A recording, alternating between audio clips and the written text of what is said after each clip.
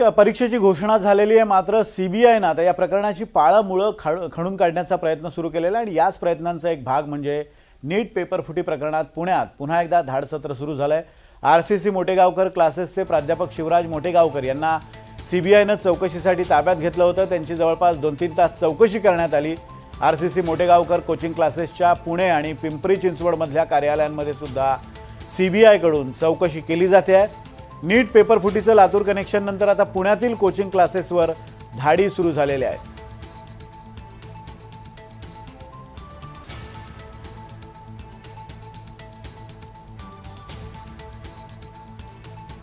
RCC Motegaonkar coaching क्लासेसच्या कार्यालयांवर धाडसत्र सुरू झालंय। पुणे आणि पिंपरी चिंचवडमधल्या कार्यालयांवर धाडसत्र सुरू झालंय, तर दुसरीकडे मोटेगावकर यांची लातूरमधल्या त्यांच्या निवासस्थानी सीबीआयच्या पथकानं चौकशी केलेली आहे। त्याचबरोबर तेलंगणाचे पोलीस सुद्धा या प्रकरणाच्या चौकशीसाठी लातूरमध्ये दाखल झाले। त्यांनी सुद्धा या प्रकरणात मोटेगावकर यांची चौकशी केल्याचं समजतंय।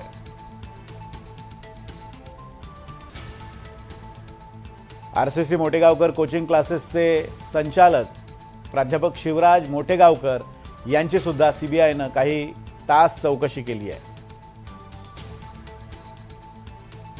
दरम्यान आज पुणे, पिंपरी चिंचवड त्याचबरोबर लातूरमधल्या त्यांच्या घर आणि कार्यालयाच्या ठिकाणांवर सीबीआयनं छापेमारी केली आहे आणि याच संदर्भात बोलण्यासाठी आपल्यासोबत आपले प्रतिनिधी विष्णू बुर्गे फोन लाईनवर आहेत। विष्णू, साधारण किती वेळ या मोटेगावकरांची चौकशी करण्यात आली आणि चौकशीचा काही तपशील कळू शकलाय का?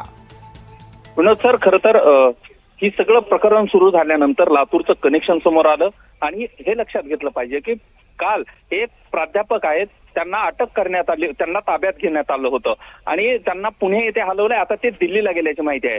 दुसरं म्हणजे महत्वाचं, ट्युशन एरिया, क्लासेस एरिया हा नीट परीक्षा आणि 12वी नंतर जो 12वीचा आणि 12वी नंतरचा डॉक्टर होण्याचं जे स्वप्न घेऊन अनेक ठिकाणी इथं विद्यार्थी येतात, त्याचे अनेक प्राध्यापक आहेत आणि त्या प्राध्यापकांची चौकशी आज सकाळपासून सुरू झाली। मोटेगावकर यांचे घर असेल किंवा त्यांचे कार्यालय आहे, या ठिकाणी सीबीआयचे किंवा जे आलेले अधिकारी होते टीम मध्ये, त्या पथकांनी जे आहे ती चौकशी करायला सुरुवात केली।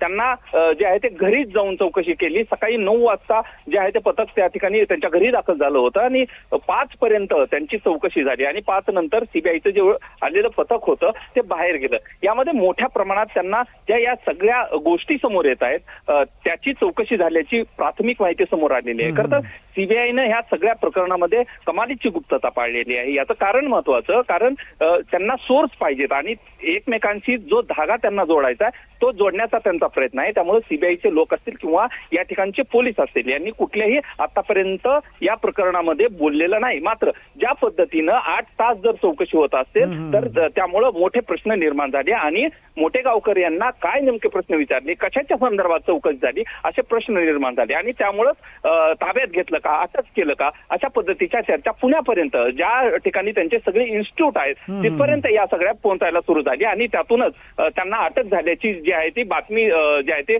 समोर आल्याचं पाहायला मिळालं। मात्र त्यांना अटक झालेली नाही आणि त्यांना ताब्यात देखील घेण्यात आलेलं नाही। आता सीबीआय कशा पद्धतीनं चौकशी करतं हे पाहणं महत्वाचं असणार आहे आणि कुठले प्रश्न घेऊन किंवा कुठली माहिती घेऊन सीबीआयचे अधिकारी असेल किंवा जे अधिकारी त्यांच्या चौकशीसाठी आले ते काय नेमके चौकशी केली हे महत्वाचं असणार आहे। मात्र ज्या पद्धतीनं सकाळपासूनच किंवा 2 दिवसापासून सीबीआय लातूरमध्ये तळ ठोकून आहे आणि कुठल्या पद्धतीनं या शिक्षकांची असेल किंवा चौकशीचा त्यांचा भाग आहे तो करत आहे, त्यावरून नीटचं हे किती मोठं प्रकरण आहे, अगदी नीटचं प्रकरण किती मोठं आहे ते पाहणं महत्वाचं असेल आणि तब्बल 8 तास मोटेगावकरांची चौकशी झाली आहे। त्यामुळे या प्रकरणाचं गांभीर्य वाढलंय, कारण आरसीसी मोटेगावकर कोचिंग क्लासेस हे या क्षेत्रातलं एक मोठं नाव आहे आणि त्यांचा संबंध जर या प्रकरणात जोडला जात असेल तर हे प्रकरण आणखीन किती काळ पुढे पसरत जाईल याची थोडीशी कल्पना येऊ शकते।